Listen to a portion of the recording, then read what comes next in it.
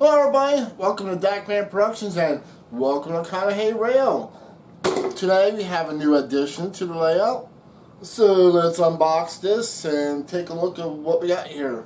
I was up in the air whether I wanted to unbox this or not. And I won't show an unboxing unless I have a story. So this time, I got a story for you. Now, if you're going to go out, and this is going to be like a little bit of a tip and opinion from my point of view. So if you're going out and looking for used or new Lionel Legacy locomotives out there in the market, so this is where my opinions and tips will come in handy. So you'll notice that today that Lionel Legacy diesel locomotives are pushing $600 in pricing.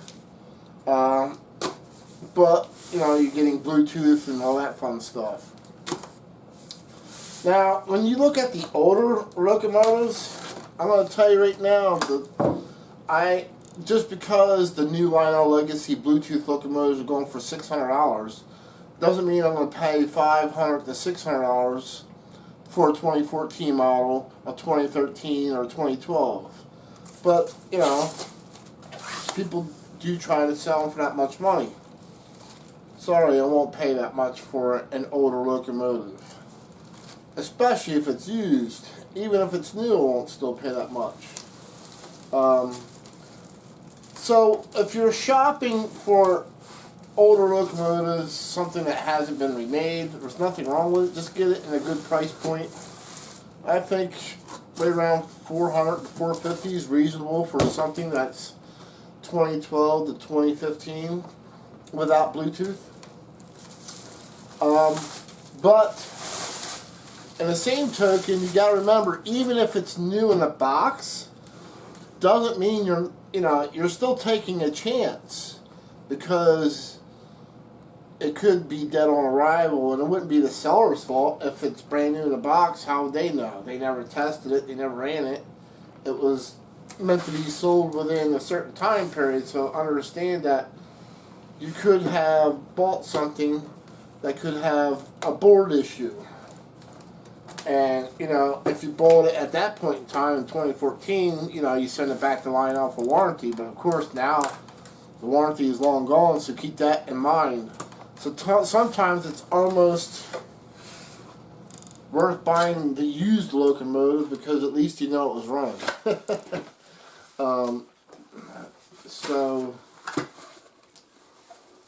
today I found a locomotive from 2012 era, Lionel catalog. It is a GP35, and I was totally shocked at how cheap I got this. This is brand new in the box. Like I said, I wouldn't pay any more than $450, anywhere from $400 to $450 for this era of locomotive for a diesel. And I actually ended up getting this for $330, brand new. So we'll take a look at that here as I unbox it. It is a Lionel Legacy GP35, and trying to get it out of the box here, and it's sort of like stuck, and I don't want it to. There we go. I don't want to break it, but it does look brand new. It was supposed to be sealed, and it was sealed. So here we go. Brand spanking new 2012 Lionel GP30. Never run. Let me take a look at the wheels to verify that. GP30, yep, it was never run. That thing is absolutely brand spanking new. GP35. And I know what people were expecting as I take the film off. You guys are like, wait a minute, this is not blue. It's red and gray. What are we doing here, Dakman? Well, So here we go. So we have the Lionel Legacy GP35 and the Burlington or CB&Q road name. And other people are looking, Dakman, you bought this for Conahey Rail? I'm like, yeah, I bought this for Conahey Rail. We're going to go all Burlington Northern and CB&Q. Everybody's just no, that's a lie. Not doing that. So, now we're sticking with Conrail. So why did I do this? Why would I buy a GP35 and a CB&Q? Well, if you remember my story about the Lionel GP35 Conrail mistake locomotive, where they forgot to put the Conrail font on, and this was the replacement shell for it. So I was looking for a GP35 from that same time period, preferably 2012, to swap out the shells, so I would at least have the Lionel corrected body. Not that it's correct, because I did mention in that video that the large majority, and I had to research because I think maybe a couple got repainted, but most of the GP35s did not get painted blue. The cab number of this one is 2297. 2297 remained in the Penn Central patch to Conrail paint scheme until it was scratched. So it never really got painted blue. But I went ahead and got the replacement shell anyway. It's part of history. So my plan was to find a GP35 from that same time period, the same book from the Lionel catalog from 2012, and then do a swap. And that way I would have my Conrail corrected GP35. I'm just blown away. I can't believe I bought this for $330. But we got to make sure this thing runs first before I invest the time in swapping the bodies over. Because just because it's new doesn't mean it's going to run. You know, the board hasn't been fired up since 2012. That's a long time for an electronics not to be working and put together. So hopefully this runs and everything's okay with it. So let's go ahead and put this on the track first before we even consider doing the body swap. So let's go. Let's test this out.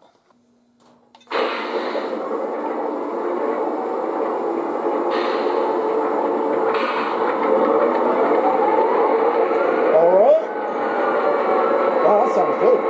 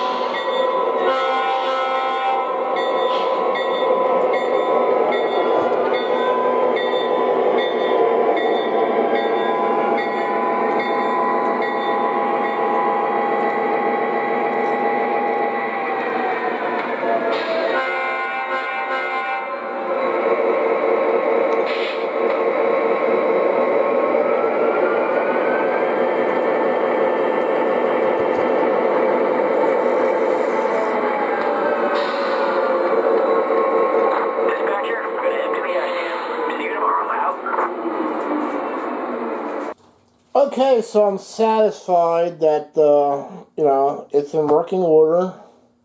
Board's working fully functional. I'm not worried about the smoke because I don't run smoke anyway.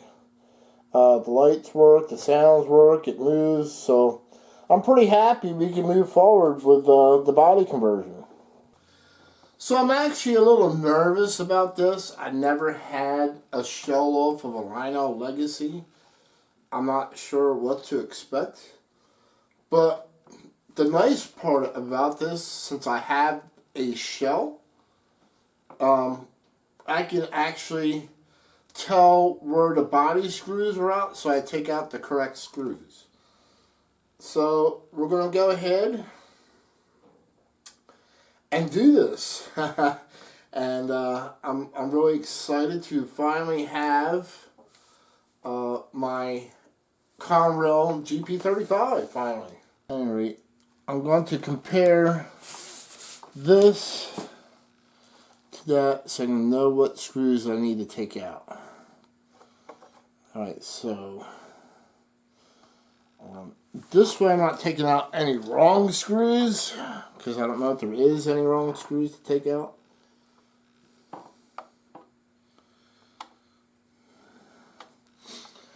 Well, one thing's for sure, I had the wrong screwdriver to do this with. Wow.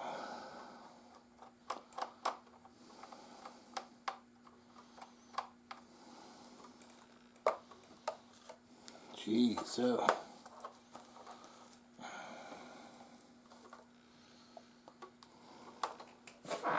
put these screws around another big.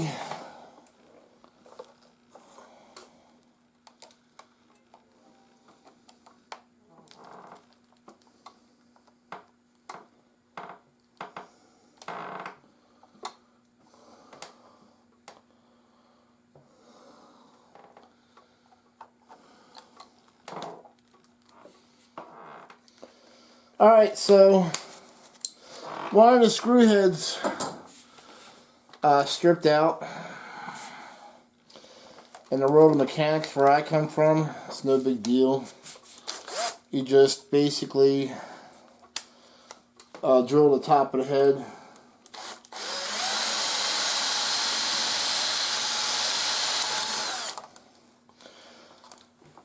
And just like that, the screw head is off. So I should be able to pop this off now. Yep.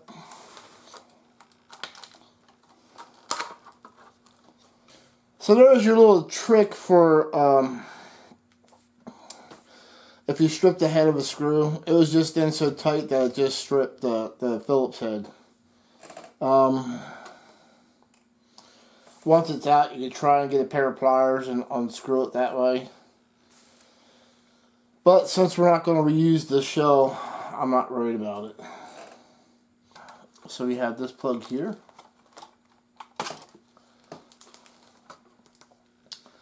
That goes on this board. So you got a board here, 3 plugs here, and a board in the back for the back lights. So you got a board for the front lights and a board for the rear lights. So it's looking pretty simple, actually. And the plug is orientated, which means there's only one way you should plug it in. So make sure you pay attention to that from what I'm seeing. So we're going to go ahead and plug in what we unplug. And this is why I'm a diesel mechanic, because my fingers are way too big for doing this stuff. So I'm trying to be delicate at the same time, because I don't know how much pressure I should push. I don't want to break anything, any boards at this point in time, not after all this. That one came out pretty easy. I'm not even sure if you guys are going to be able to see this when I'm done with the video, but I'm trying to do this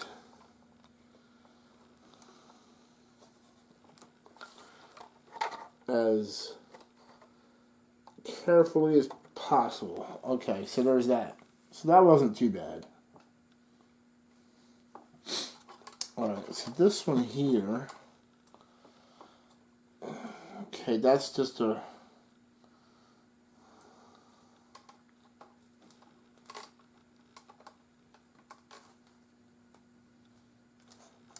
there we go.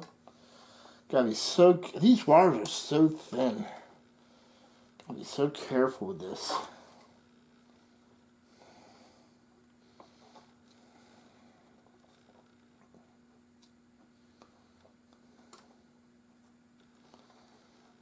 I'm going to plug this in. And if you don't want to see this, you can fast forward.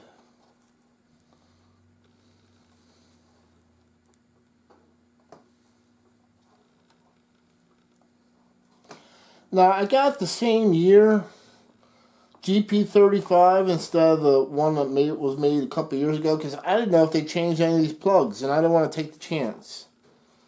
I wanted the same year, that way I know everything would be plug and play, basically. I'm going to take this one out and get this whole thing out of my way. There we go. Yeah, that back one's going to be fun to put in. Let me flop this to the other side, like I had the other one.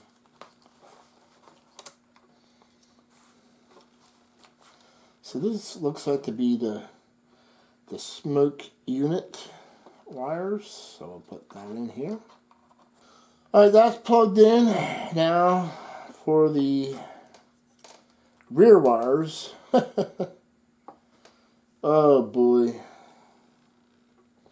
You know what? I'm going to use a tool for that. My diesel mechanic hands are too fat to put that wire in all the way in that tight spot. So I have, as a mechanic, I got tools. So I have these double jointed long nose, needle nose pliers that we're going to use here. And what I like about the double jointed ones is that you can apply the amount of pressure,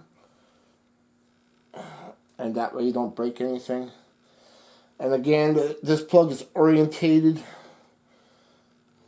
so you gotta be careful.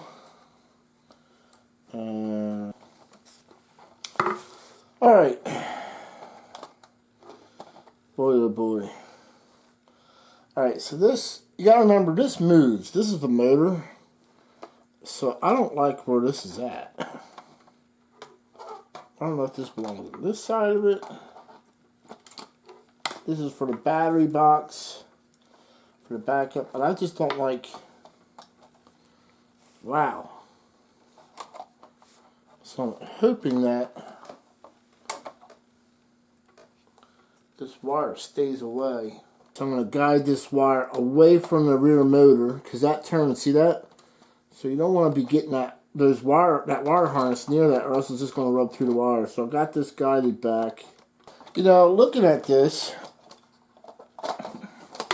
the one thing I didn't take into consideration is the pilots are still red. So I'm going to have to paint these black. I think I'm going to end up doing that before I put this body on. See that? The pilots are black, or red. They need to be black.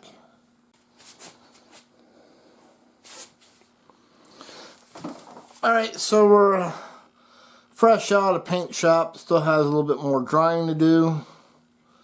You can see that I painted the pilots that were red and the black, which is the way they should be. Again, something I didn't take into consideration with the body color, but that's alright. A little bit of black paint, and sprayed them up, and looks much better now. I can't imagine a Conrail locomotive with red pilots on them. There we go. Alright, like I said, I didn't want to break anything. I'll take the rest of the film out here. I'll probably fast forward a lot of this footage or cut some of it out. Now, before I put any screws back in this thing, I do want to test it to make sure that all the lights are working as they should.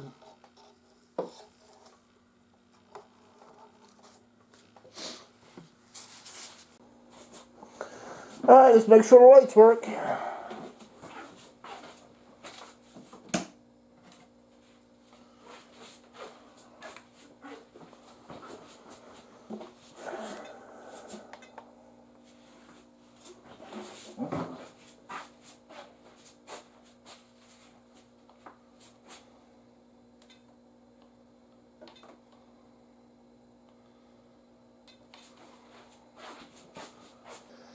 So have you ever had one of those moments where you feel really dumb? So I got all this together and tested it out, and it wouldn't move. No, it would have lights, no sounds, and it wouldn't move. I started panicking. I checked all the wires. I'm like, what could I have done? I mean, it was working before. We've seen a video of it. What could I have done differently? And so I finally figured it out. I almost feel dumb telling you this, but on the body or underneath of the hood, you'll see run program, Odyssey, no Odyssey, smoke, no smoke. Well, the reason why it wouldn't move is because the Conrail shell switch was in the program, slid to the program slide. So once it's slid to the program end of the switch, it won't move because it's ready to be programmed. Now that it's in the run mode, it runs fine. And I'm not gonna lie, I was looking at this thing for 20 minutes trying to figure out what went wrong, and nothing went wrong. It went pretty well, actually. If I had checked the switch first, I would have saved myself a lot of time. But let's get this body back on and get this thing fired up. Alright, now let's see what we got.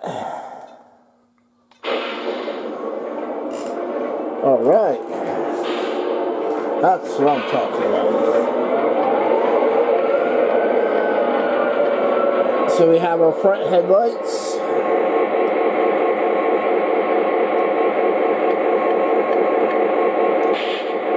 Yep, switches to red and reverse. That's working properly.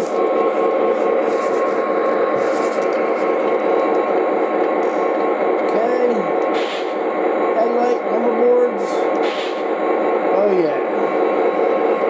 Oh yeah. Let's test her out. Oh boy, I am so happy right now. I'm ready to go out and buy myself an ice cream cake.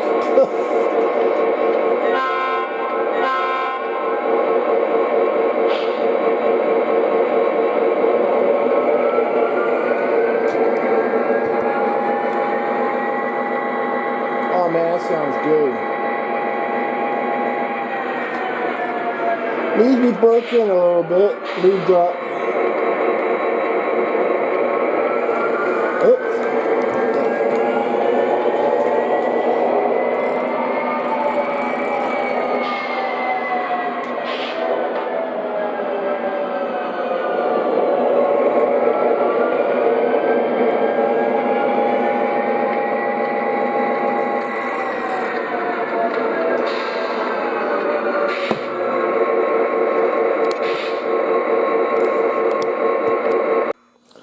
Alright, so as you see, it's a little bit jerky, so I'm going to pull this body back off and make sure there's no wires rubbing the motors where I touched or showed you where. Be careful at, because that's why I did not want to screw it down, because I was afraid that's in a shield, but what I'm afraid of is this wire here rubbing. And it looks like there's a wheel off the track, so maybe that's why it was so jerky, because this truck is actually, I'm surprised it didn't trip the breaker. But again, you know, this, I'm trying to be careful. You know, this is something I really wanted, so I'm trying to be careful as I can. I'm going to lube this thing up with some LaBelle 101 synthetic oil. And we'll get this thing out on the track and we're going to run her.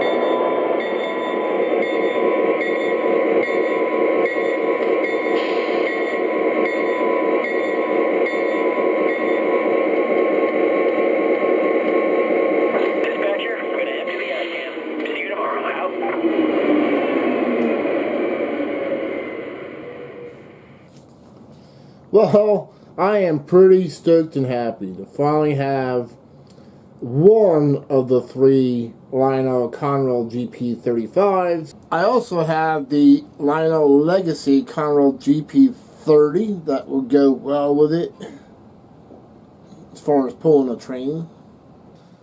So yeah, just in time for Christmas, Conahey Rail finally gets a Conrail GP35. so happy. This was I am stoked for this. So glad to finally have one.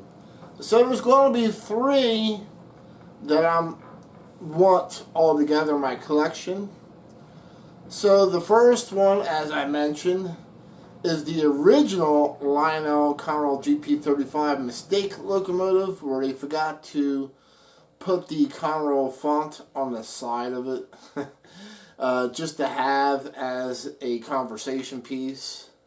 Then, of course, Lionel's second attempt of correcting that by coming out with this GP35 body, which ended up, the difference between this body and the original one, besides having a Conrail font on it, is this version here, the one with the font that's pad printed on the side, has black, a blackout on top of the hood.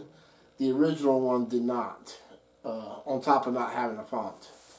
So, and when I say second attempt, although Lionel did put the Conrail logos on this, it's still, it may be correct as in, you know, okay, the Conrail name is on it, but it's still not prototypical. This is still really a fantasy piece. It's still not correct 100%. Like I said, most of the Conrail GP35s never got painted into the blue. They never made it. They were scrapped because thanks to Reading and Penn Central that never took care of anything, they were in such bad shape that it was going to cost Conrail way too much money to repair them. And I know there's people out there that don't like me beating up on Penn Central or Reading, but hey, I'm a Conrail guy. I'm going to beat up on them. So that was the second attempt. So this is a fantasy piece. Now, Lionel did finally come out with a Conrail GP35 that was prototypically correct. It was black because it was a former Penn Central, and then it had the Conrail patched name put on it. So it had CR on it, just like Conrail did back in the day. So I would like to have that in a collection. So altogether we'll have three Lionel GP35 Conrail locomotives. The big boo-boo mistake one. The second attempt at making a correction, which was prototypically still wrong, but still a cool piece to have in the collection. And then finally, the correct prototypical Conrail GP35. And I know there's people out there that don't like it when I talk prototypical, but I'm not going to stop. It's just part of what I do for my own railroad. I like comparing the model to the real thing. Some people don't care, and that's fine. But as far as my railroad, my high rail railroad, I like to compare what's prototypical and what's not. And as you can see, even though this is fantasy, I still have it, and I'm loving it. So those are going to be the three locomotives, and I'm going to assume at this point in time it's going to actually be easier for me to find the correct prototypical Lionel Conrail patch Penn Central locomotive in black before I find the mistake one. Because I heard a lot of rumors how Mike Reagan, would step on the shelves and throw them in the trash. How true that is, I don't know. But if he did, so be it. It makes it that much more, I guess, valuable in my eyes. But who knows? I'm a Conrail guy too. Some people may not like Conrail, and that's fine. There's something out there for everybody to enjoy. And this is what I enjoy. Conrail, Big Blue, lives on forever, and the Dakman Studios on Conahey High Rail O-Gauge layout. Until next time, we'll catch you guys trackside. Goodbye.